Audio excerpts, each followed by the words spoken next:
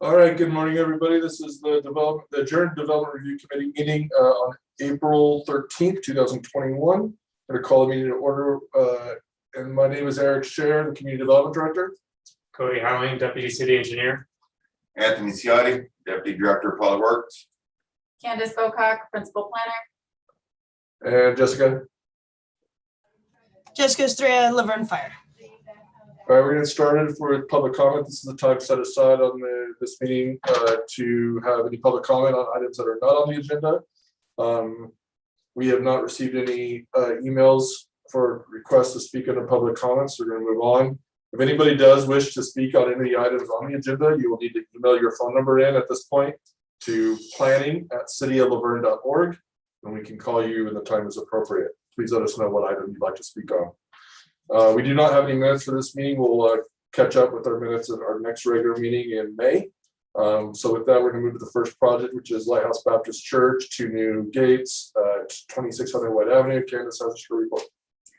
This is a request by Lighthouse Baptist Church for the installation of 2 new rolling vehicle gates at the entrance of the church property at 2600 White Avenue. It's being brought to the Development Review Committee for consideration because it's not part of the master plan that was approved by the Planning Commission. A master plan amendment is not necessary because this is a minor and ancillary addition to the site. The proposed rolling vehicle gates will be located on the private property at both entrances of the site. The gates are proposed at 40 inches tall and 27 feet wide with ornamental decorative metal panels on the top of the gate with pickets placed about 8 inches apart. The gates will be on wheels and open during the day and closed at night to block any vehicles from entering the site that do not belong on the private property after hours. The rolling gates will not have any effect on any existing trees, air conditioning equipment, fire risers, or any existing light poles on the site. There will be a small curb cut into the curb on the 6th Street entrance side, but it will be refilled and not expected to affect the drainage. The bushes on that side will also be cut about 12 inches in the middle of them just to allow room for the gates to be rolled back. Staff recommends that the DRC conditionally approve case number 25-21 PPR based on the proposed draft conditional approval letter. Thank you, Candace. Committee members have questions for staff? The applicant is not on the call this morning. It has a motor. It's not going to be just push manual. Push manual. Yes. Yes. Other questions for staff? I don't have any further questions. All right. Jessica, any comments, questions? No, I think I already discussed the width and everything in the opening of the gates with Candace. So Okay. You still want a lock box if it's gonna be locked, right? You still want a Knox box? yes, a box, or they can actually use one of our locks. So we can daisy chain a lock if it's a manual gate. Right. We're okay with either Knox lock, or if they're fine with just one of our Fire Master locks, that's okay too. All right, so that should be added as a condition of approval for this. And then I just had one comment. It does appear, especially the fence along White Avenue, would be within the front yard setback, and this is a PR 4.5D zone. So technically, the fence height is limited to 36 inches in height. So unless they apply for a minor exception, so I would add a condition that the fence be lowered by 6 inches or 4 inches to be 36 inches maximum height, or they apply for a minor exception, and then that they also be required to get a no-fee fence permit just for the tracking and routing to the different departments before the fence is installed. Any other? Well, this side would be the front yard. This side technically is not their front yard. It would be their side yard, correct? So maybe that one actually would be fine, but the other one on This 6th one Street might still be looks like closer. it's closer, because I think Yeah. the building's set to probably the This building one I think setback. would be possibly need to be So if they lower. need to lower it, that way they're consistent with what we require for normal fencing in the PR 4.5D zone.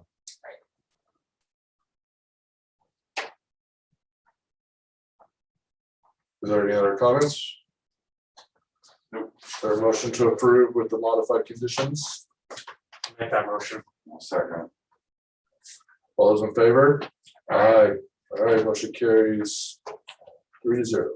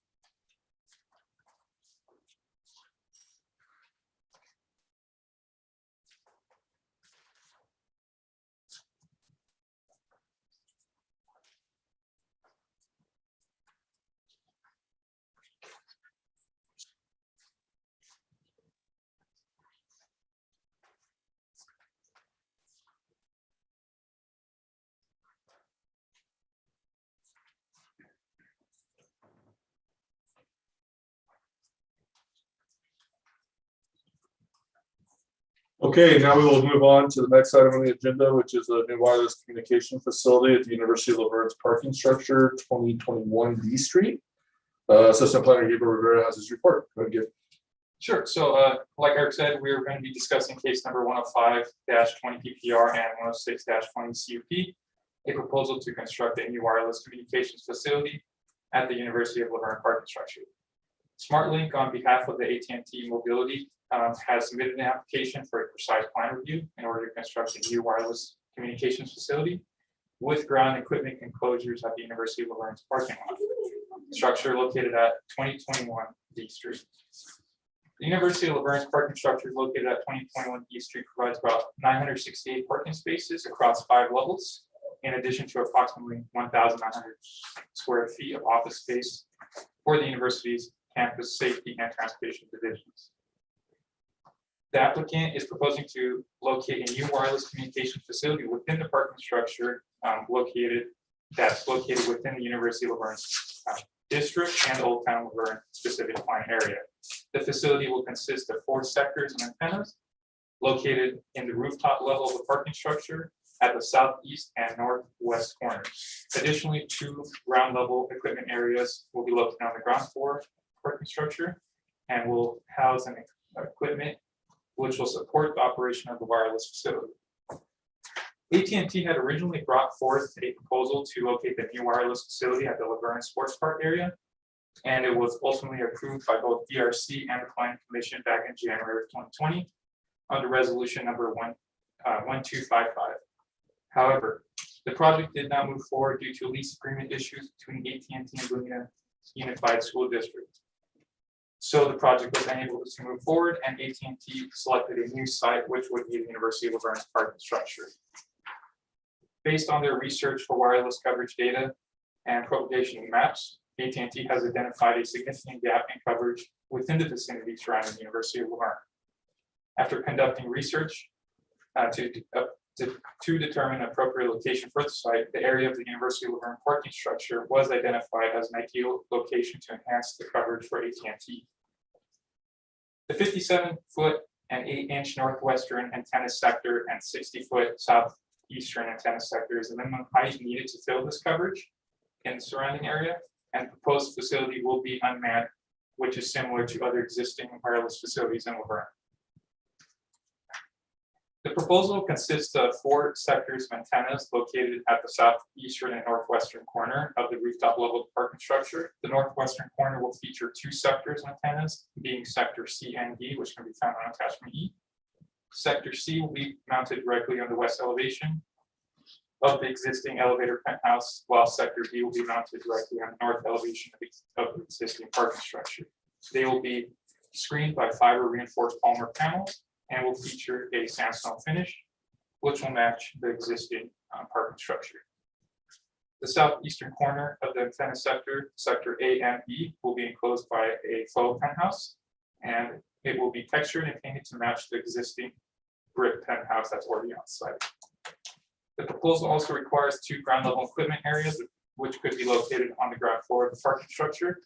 One of these equipment areas can be found within an existing equipment/storage room located on the southwestern side of the structure, which AT&T will lease from the University of Laverne. The proposed lease area will be 16 feet and 6 inches by 14 feet. And the second equipment area, which is found on the southeastern side of the parking structure, will be located between 2 existing columns. This equipment lease area will house a generator and is surrounded by 8-foot tall chain link fence, as well as it will occupy an area that is 12 feet and 6 inches by 5 feet and 10 inches. Due to the installation of these equipment areas along the interior of the rooftop parapet on the top of the parking structure, it will reduce the length of approximately 3 existing parking stalls. To accommodate the required parking stall dimensions as outlined by the Laverne Municipal Code, these 3 stalls will be restriped to meet the minimum dimensions required. There will be adequate backup space of 25 feet as required by the municipal code, and no parking stalls will be removed. The new wireless communication facility lies within Old Town Laverne specific plan, and it defers development standards for the University of Laverne district as per adopted by the University of Laverne master plan. Development standards for the University of Laverne district indicate a maximum height of 60 feet for structures, and the DRC has the ability to allow additional height limits for rooftop equipment, screening, or architectural elements. The proposed sectors will reach a maximum height of 57 feet and 8 inches and 60 feet, respectively. And it is consistent with the maximum height indicated by the Old Town Laverne specific plan and the University of Laverne master plan. Moving on, the Federal Communications FCC has found that these facilities, wireless communications facilities, do not pose any environmental health concerns, particularly in regards to radio frequency emissions. This categorically excludes facilities that are mounted to a building that are more than 10 meters or 33 feet above the ground. It is concluded that these facilities will meet the requirements and are highly unlikely to cause any human exposure in excess to the guideline limits. Based on the staff report and findings of the draft conditions of approval and the draft resolution, staff recommends that the Development Review Committee review and conditionally approve case number 105-20 PPR for the siting and design of the proposed new wireless communication facility at the University of Laverne parking structure, and recommend planning commission approval of resolution 1269, approving case number 106 UP to allow the operation of the proposed new wireless communication facility at the University of Laverne's parking structure. Thank you, Gabe. We're going to bring in the applicant here just in case they had anything else that they'd like to add. Will, would you like to add anything before we get to committee member comments? Not at all. Gabe pretty much covered it all. Appreciate it. And good morning to all of you guys. All right. Okay, so do I have questions or comments from committee members on this project? I have one question regarding the restriping. So the plan shows that it's going to extend those 3 stalls by 3 foot. Is the intention to just put a 3-foot stripe on the tail of those, or to redo the entire stripe? So the plan was to redo the entire stripe so they could meet that 25-foot space that's required by the municipal code. So yeah, it'll be Okay. striped. And Okay, just to be clear, we'll be restriping those affected stalls, not the whole 998 stalls. Understood. It's just the 3 existing parking stalls. Okay. Thank you. I don't either.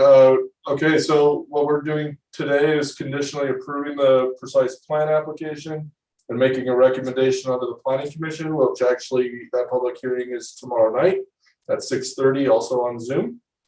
So with that, do I have a motion to recommend and to conditionally approve the project?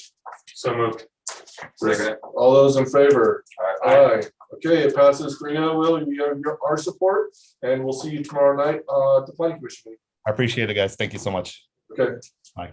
Bye.